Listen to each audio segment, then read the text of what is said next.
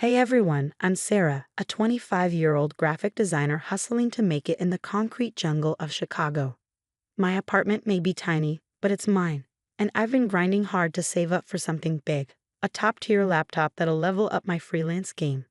Now let me tell you about my family. It's complicated, especially with my older sister, Emma. She's been a thorn in my side since we were kids, constantly trying to one-up me, green with envy over every little thing I did. I remember winning a school art contest once, and instead of congratulating me, Emma just rolled her eyes. Big deal. Anyone can scribble on paper, she said. That's what I dealt with growing up. Hey Sarah, why don't you show Emma your drawing? My mom would say, oblivious to the tension. Emma would sneer, yeah, let's see what the little artist can do. And don't even get me started on our parents, Tom and Linda. They practically had a sign on the door saying, Emma's #1 fan club. It was always Emma this, Emma that, while I was over here working my butt off, feeling invisible. Dad, guess what? I'd try to share something at dinner, but he cut me off. Emma, sweetie, how was school? Emma would flash a smug smile. Oh, just aced another test. No big deal. But I didn't let it get to me. I kept my head down and worked hard. In the end, it paid off. I landed a scholarship to art school while Emma was still figuring things out. When I told her the news, she couldn't believe it. They must be desperate for students, she sneered. I tried not to let it get to me.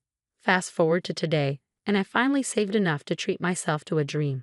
A shiny new MacBook Pro, $3,000 worth of pure graphic design power. The day I hit that order button, I was on cloud 9. You sure about this, Sarah? My best friend Mike asked. That's a lot of cash. I've never been more sure of anything, I told him. This is my moment. My birthday finally arrived and my family came over for a small celebration. Mom and Dad brought a cake and even Emma showed up. Happy birthday, sis, she said, handing me an envelope. Inside was a $100 gift card. Emma stood there grinning like she'd just given me a fortune. Wow, thanks, Emma. That's really generous, I said, trying to be nice. Well, I spare no expense for my little sister, she replied with fake sweetness. Then there was a knock at the door, and my heart skipped a beat. I knew what it was. I rushed to the door and came back with a large box. My new laptop. I couldn't hide my excitement as I tore into the box like a kid on Christmas morning. There it was, sleek, shiny, and perfect. Isn't it beautiful? I held it up, beaming. That's when I noticed Emma's face darkening. How much did that cost? She asked, her voice tight. About $3,000, I admitted. Her eyes widened in disbelief. $3,000. Who spends that on a laptop? It's for my work, Emma. I've been saving up. I started to explain, but she cut me off. Oh right, your work, she sneered, making air quotes. Because little Miss Perfect needs the fanciest toys to doodle on. It's not doodling, Emma. It's graphic design. It's my career. The tension in the room was unbearable. Mom and Dad looked uncomfortable as Emma kept firing off snide comments, each more biting than the last. I noticed she was hitting the wine pretty hard, refilling her glass again and again. Must be nice to waste money like that, she slurred at one point. Some of us have to work for a living, I do work, Emma, really hard. Please, sitting around playing on your fancy computer isn't work. I was about ready to snap. But Mom intervened. Girls, please, she said. It's Sarah's birthday. Let's try to get along. As the party began to wind down, I walked Mom and Dad to the door. Thanks for coming, I said, forcing a smile. And thanks for the cake. Of course, sweetie. Happy birthday, Mom replied, giving me a warm hug. I closed the door behind them and took a deep breath. All I had to do was say goodbye to Emma, and this nightmare of a birthday would finally be over. But when I turned back to the living room, Emma wasn't there. I heard a noise coming from my home office. Emma, I called, walking toward the sound. When I reached the doorway, I froze. Emma was in my office, stumbling drunk, with my toolbox open at her feet and a hammer in her hand. On the desk was my brand new laptop, or what was left of it. Emma, what are you doing? I screamed, rushing into the room. She turned toward me, her eyes wild and unfocused. We're even, she slurred, and before I could stop her, she raised the hammer one last time and brought it crashing down on my laptop with a sickening crunch. I stood there, paralyzed, staring at the wreckage of my hard-earned dream. Years of saving and work destroyed in a moment of drunken jealousy. The reality of what just happened hit me like a tidal wave, a whirlwind of rage, heartbreak, and an iron determination that this would be the last time Emma ever hurt me. My hands shook as I dialed 911, but by the time I got through to an operator, Emma had already stumbled out of my apartment. I tried explaining what happened to the cops, but without her there, it felt pointless. "We'll file a report, ma'am," the officer said over the phone, but without the suspect present. I knew what that meant, a slim chance of any real justice. I wasn't about to let it end there. I called my parents, hoping they'd back me up. "Mom, Dad, you need to tell the police what Emma did. You saw how she was acting." There was a long pause. Finally, Dad spoke. "Honey, Emma called us earlier. She said she left your party around 8 p.m. We can't lie to the police." My blood ran cold. "No, that's not true. She was here. She smashed my laptop. You know how she gets when she drinks." Mom chimed in softly. "Now, Sarah, I think you might be exaggerating. Emma would never do something like that. Maybe you had a little too much to drink yourself." I couldn't believe what I was hearing. My own parents were siding with Emma again, choosing her lies over my truth. "Fine," I said, my voice ice cold. "Believe what you want." I hung up, sinking to the floor, surrounded by the pieces of my shattered dreams. But as I sat there, something inside me hardened.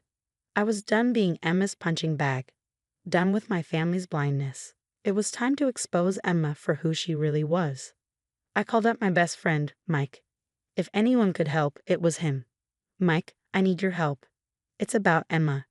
"What did she do this time?" Mike asked, his voice laced with concern. I filled him in on everything. Mike let out a low whistle.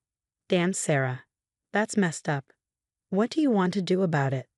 "I want to catch her, expose her, make sure everyone sees her for the lying, manipulative person she really is." "All right, I'm in. What's the plan?" We spent hours brainstorming. Mike's tech skills were going to be key. "First things first," he said, "we need to set up some surveillance in your place. Hidden cameras, mix, the works. Next time Emma comes over, we'll catch everything." "Good idea. What else?" "We'll create a fake social media account to keep tabs on her. I can also do some digging into her digital footprint, maybe even her financials. People like Emma usually have skeletons in their closets." Meanwhile, I had my own role to play. "I'll act like I've forgiven her," I said. "I'll get close again." Mike paused. "You sure you can pull that off?" I sighed. "I've been playing nice my whole life, Mike. I can do it a little longer." Over the next few weeks, we put our plan into action. Mike helped me install tiny cameras and microphones around my apartment, hidden in picture frames and potted plants. We created a fake Instagram account, Chicago Party Girl, and sent Emma a friend request. She accepted without hesitation. I reached out to Emma, pretending to be the forgiving sister. "Hey, Em, I've been thinking. I'm sorry about how things went down on my birthday. Can we talk?" Her response came quickly. "Sure, sis. I'm glad you've come to your senses. How about dinner next week?"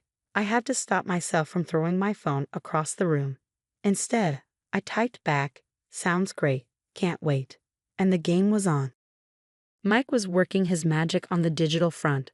Late one evening, he called me, excitement in his voice. "Sarah, you're not going to believe this," he said. "I think I found something big. Really big." My heart raced. "What is it?"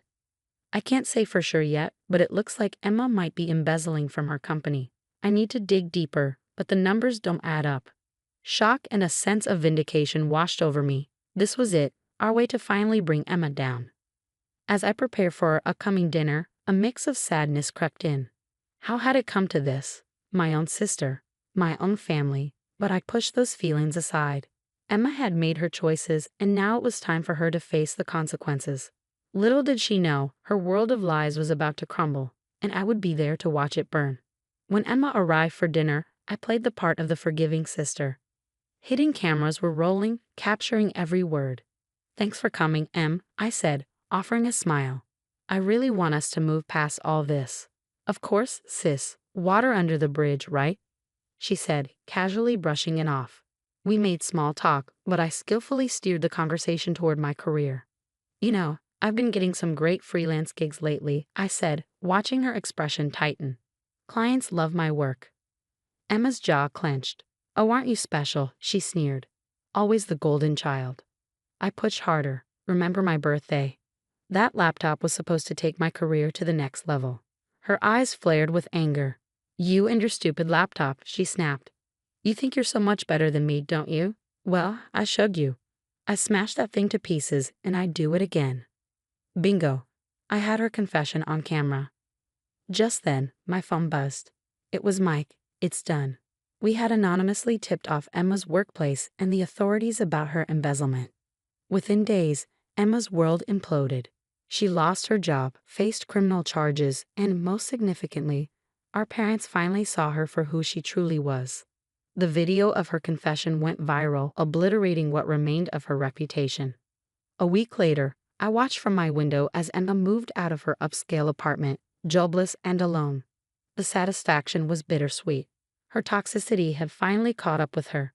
I turned back to my new laptop, ready to move on with my life and career. For the first time in years, I felt free from Emma's shadow.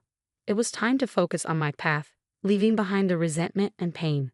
As I started a new design project, I couldn't help but smile. This was my fresh start, my chance to shine without Emma's constant attempts to dim my light.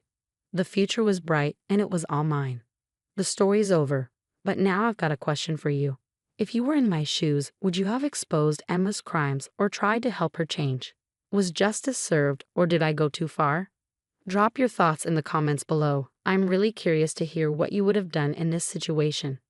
If you enjoyed this wild ride, don't forget to hit that like button and subscribe for more stories like this. Your support means the world to me and helps the channel grow. Thanks for watching, and I'll catch you in the next one.